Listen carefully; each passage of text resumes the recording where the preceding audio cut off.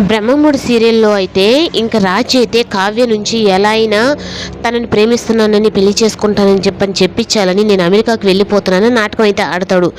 ఇంక ఈ రుద్రాని ఏమనుకుంటుందంటే అసలు విషయం రాజుకి చెప్పి తన రాజుకు తల నరాలతో కూడా దెబ్బతినేలా చేయాలని చెప్పని తను ప్లాన్ చేసి ఇంకా ఒక పక్క కావ్య ఫోన్ చేస్తున్నా తనైతే ఫోన్ ఎత్తాడు.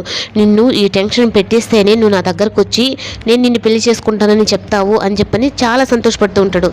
అయినా ఒక దగ్గర అయితే కారు ఆపి ఇంకా నేను ఫోన్లో మాట్లాడినట్టుంటాను, తను కావ్య కారే ఉన్నట్టుంది అని చెప్పి అనగానే ఇంకా వచ్చి సడన్గా పిలుస్తూ ఉంటుంది రుద్రాని. తను ఫోన్ మాట్లాడుతున్నట్టు యాక్టింగ్ చేస్తుంటే ఇంకా రుద్రాని అయితే నీకు ఆ కావ్య గురించి ఒక విషయం చెప్పాలి, నీతో పెళ్ళికి ఎందుకు ఒప్పుకోవటం లేదు అంటే తను ప్రెగ్నెంట్గా ఉంది అని చెప్పి అనేటప్పటికీ ఇంకా తనకైతే అసలు ఏం అర్థం కాదు.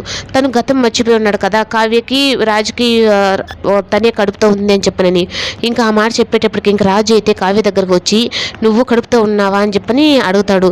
అప్పుడు ఒక భర్త వచ్చి భార్యని కడుపుతో ఉన్నావా అని చెప్పని ఏ భర్త అడగడు ఇంత షాకింగ్గా, తనే వచ్చి అడుగుతుంటే ఇంకా నాకు ఎలా ఉంటుందని చెప్పని ఒక్కసారిగా ఇంకా కావ్య అయితే మైండ్ ఏ భార్యకి ఇలాంటి పరిస్థితి రాకూడదేమో అని చెప్పని తను బాధపడుతుంటే ఇంకా మాటలతోనే రామ్ అయితే తను అంటే నీకు ఇంతవరకు నీకు పెళ్ళయిందా అని చెప్పని అడుగుతూ ఉంటే ఇంక రుద్రాని అయితే పక్కన నుంచి ఇప్పుడు పడ్డావు కావ్య నువ్వు తలకిందులుగా, ఇది నేనేం చేస్తాను అని చెప్పి నాతో శబ్దాలు తీసావు కదా, ఇప్పుడు అసలు విషయం రాజుకు తెలిసేలా చేశాను, ఇప్పుడు నీ కడుపులో బిడ్డకి తండ్రి ఎవరు అని చెప్పి తను అడిగితే నువ్వేం సమాధానం చెప్తావు అని రుద్రాని అయితే ఇంకా తన మనసులోనే అనుకుంటూ ఉంటుంది.